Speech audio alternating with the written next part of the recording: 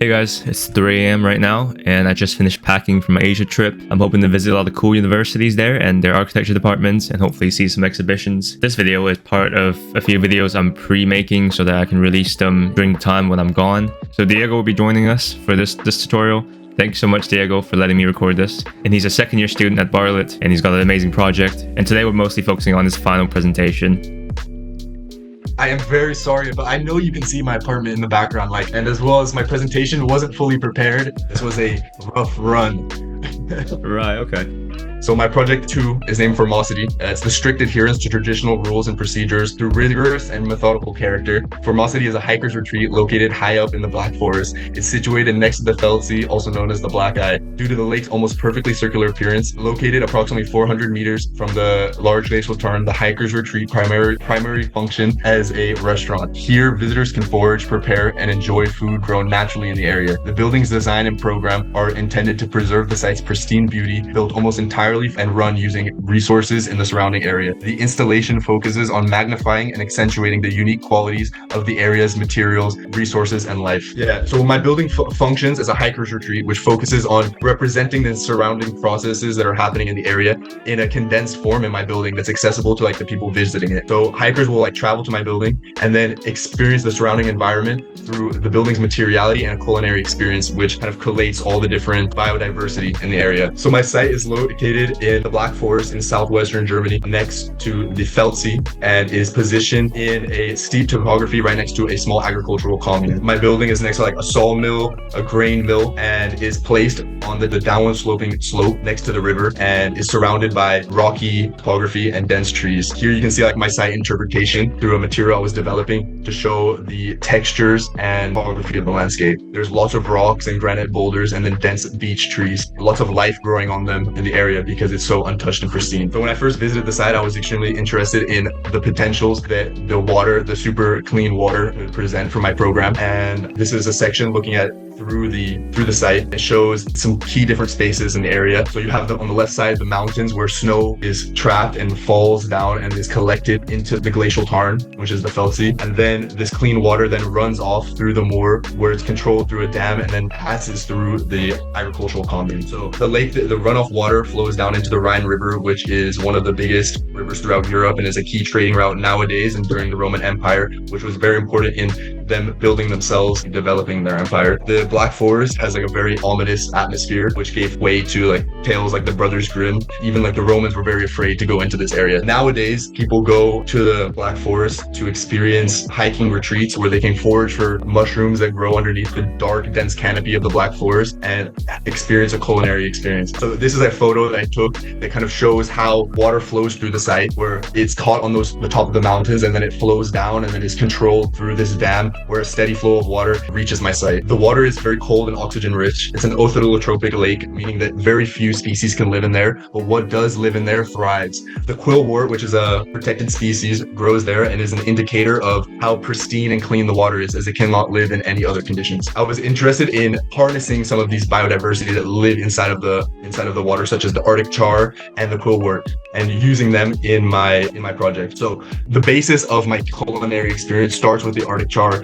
as many presidents, such as this one, which is a Norwegian fish farm, use the Arctic char as a sustainable way of growing fish, and as it's a delicacy, and it can be grown in the super cold and oxygen-rich water of the Feldsee and without using any antibiotics. But one of the problems with aquaculture is that it produces so much waste. Only a small portion of it can be used in the cuisine, and the rest of it is typically thrown away. But I was looking at research and using the cooked fish waste, in growing some local mushrooms when they're not in season in this area, so in some indoor chambers. I was also interested in using some mussels that grow on the site due to their pearlescent and blue quality, and how they could resemble the way light reflects off of water and can potentially illuminate a space better because the area is extremely dark. So here you can see my planted sections, the main areas. I wanted my building to kind of start with this base with the dense thick walls, and then as you traverse up, it slowly becomes more air and more gradually more airy and more open. Because the site is so cold, I had to split the occupancy from summer and winter to allow for thermal comfort. And because I'm using only primitive materials and primitive techniques local to the area. So this is like a material map showing the density of material in the area. So I'll be harvesting granite boulders and beech timber from the surrounding 400-meter area to use in my project. I was interested in the simplicity and the understand and how intuitive agricultural buildings are and how they stick to what is available to them, and they stretch the functionality of the material to its fullest extent. So I was interested in how these materials can be broken down on site, transported and used in my building, and connected through simple, raw, and a beautiful means. So it starts at the footprints of my building where materials are gathered, like where they sit. They're broken down stones and stacked into small walls and stored for future expansion and growth, where timber is then cut and stored in logs where they're then cut at the sawmill, then scribed to the stone in order to create a foundation. So I was interested in how in the surroundings, they transformed and broke down these boulders into dry stone walls to retain the soil and create like barriers. Because what rocks are so scarce in London, I started experimenting with mimicking rocks to explore my models and to explore the connection between timber and stone. So when I was researching these, how I could connect these two raw materials through a simple and like intuitive means and without using any external materials, I came across this technique, this Japanese technique of scribing a timber post to stone, where you carve all of the contours into the timber in order to create a perfect connection, which will create like a foundation. So this is the main structural foundation in my building and how it will like connect to the ground. So I was interested in creating a versatile material that I could explore throughout my project. So I came across this material of bending wire meshes and covering them in cloth and plaster in order to create kind of anything I want with a rocky and rough texture. So you can kind of see the different textures it creates here. So in the first model I created, I was exploring like the different spaces and how I wanted them to be. The bottom stone base being very thick walls and confined, and then as you go up, it becomes slowly more light. This is because like the area, as I said, is so cold that in the summer we need to preserve the heat from the furnaces that are cooking the food and the body temperature. And so you can kind of see a conceptual render to the left showing how the space could be experienced, but it's a little bit ominous. This one also shows ideas of how the building from above will be kind of transparent through the wooden frames and be an extension of the forest, and how the wooden columns can kind of resemble the trees and how you walk through the trees. So this is like an initial fragment of my model that I make very simplistic, just showing the key spaces of the kitchen, dining area, and dining spaces, and then the viewing tower. So my project, the hiker's retreat, is like a full experience where hikers can go and then stay, but in my stay like on site. But in my project, I mostly focus on like the kitchen space. So here you can see ideas of how I wanted my dining space to be. As it's summer and it doesn't need to be thermally efficient like during summer, I was thinking that I could have an open air experience where these doors can be opened and like kind of swing open and create a different arrangement of dining spaces. And then in the winter, when it's too cold, they can be closed and allow for storage of materials. So I was interested in how my roof, before I was experimenting with my roof being pitched similar to the way they are in the area due to the fact that there's so much snow and rain. However, I was interested in how my building could reflect the surrounding environments. So I was thinking of how the Feltsea is like an almost perfectly circular shape that is kind of a focal point where all the materials gather at one place. So instead of creating a pitched roof, I kind of pivoted towards creating a more convex or concave roof that could collect water as opposed to releasing it. You can see these here. So then I started expanding upon my building and trying to add new agricultural experiences or agricultural processes which could take place, such as a mushroom chamber where mushrooms could be grown during the winter when they're not in season and can't be grown outdoors on hiking trails. I started looking at how my building could be submerged into topography, and as you traverse down the hill into the trees, that it slowly becomes more larger and more prevalent.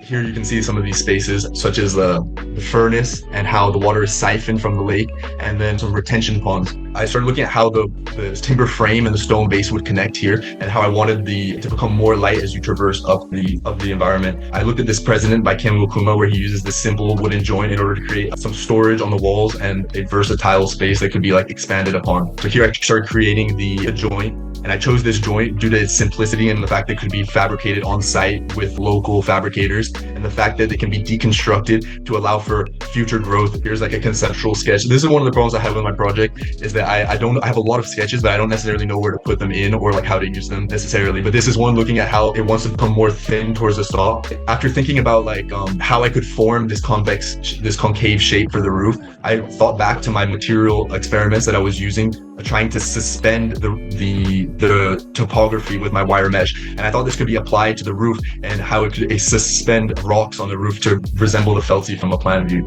And so I used this reference of the Serpentine Pavilion, as it attaches slate rocks to a really thin to a wire mesh in order to create a super thin, almost impossibly floating shape above ground. So here you can see kind of how these different structural elements kind of join together with the really thick stone base at the bottom, and then the wooden frame and the wire frame sitting on top. And this is like a fragment of the spaces, so you can see them a little bit clearer. Here's like my final plan, where you can see like some of the key spaces. So here you have the kitchen area, where it's a main space. This is thermally insulated, and people will go and they'll eat during the winter, where food is cooked and presented to them. And here is like the kitchen area where food preparation will take place, aquaculture chambers. I think what is important here is kind of the circular ecosystem that's happening. So it starts with the water, where it then flows into the area and is retained in these aquaculture ponds, and where Arctic char will be grown. The waste from the Arctic char will then be turned into fertilizer, where it will be grown in the mushroom chambers. And the wastewater will then be filtered into algae pools and mussel baths, where mussels will then be grown, and the water will be filtered before returning back into the water. Something I forgot to mention before during the mussel things was that mussels will be like a feature of my culinary experience, where like the wastewater will help grow them, and then like the mussel shell waste will then be helped turned into those tiles that I was creating for, again, future expansion and future growth. So it's kind of tying into that circular ecosystem. So then here you have my second floor plan, showing this intermediate space where here the mushroom chamber, where here the mushrooms will be grown in the mushroom chamber, and then on these paths, materials will be stored on the walls. So here you can see a section through my site that shows both this furnace that spans all the way through my building, which passes heat from the main cooking area into the mushroom chambers to grow mushrooms. The mushrooms will then be harvested and stored up top, where in this cold open area, where they'll be preserved in the cold environment. This is like my final model. The process of creating it, I was creating this wire frame, and it just shows like my material experiments. So here is like it's still in wire form, where all these pieces are coming together. I'm sorry it's a very bad photo, but I didn't like edit it because it's not like finalized yet. And then you can see it's gonna load. These are still unedited, so they haven't been compressed. But then you can see how these spaces are coming together. You have like the stone walls that are very thick and confining, the roof that sits on top of them, and then how the main roof sits on top of these. So these roofs will like allow for water to be caught and then transferred into like a retention pond at the bottom. You can see them like kind of here as well. I need to edit them, and then here are all like the individual components of it. I'm not done yet. I need to like add rocks to the base still. So like the base walls need to have rocks added, and I have some like laser cut doors that I need to put on them still. Here is like kind of what I was talking about, like a collation of all my material experiments. So this is like a reference I had of like a Herzog and de Meuron like material experiment, and I was trying to like create something similar with like a material matrix of my own of like all the different textures I was creating in my project. That's it as of now. Yeah, it was pretty good. Nice. I made a lot of notes on everything.